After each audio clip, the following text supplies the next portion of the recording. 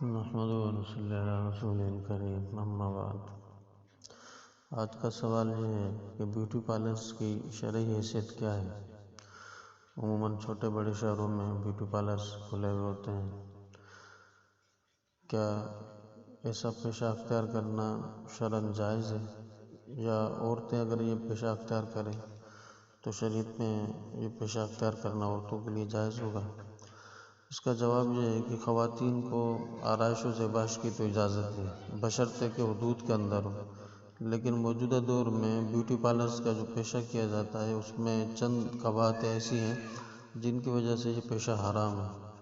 Number 1، بعض جگہ مرد اس کا کام کرتے ہیں اور یہ خالص بے حیائی ہے۔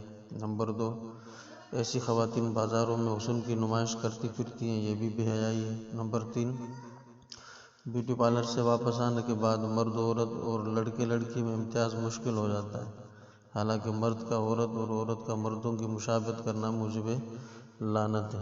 اور نمبر 4، یہ بیوٹی پارلرز اکثر سننے میں آیا ہے کہ بے حیائی اور فحاشی کے اڈے بھی ہیں۔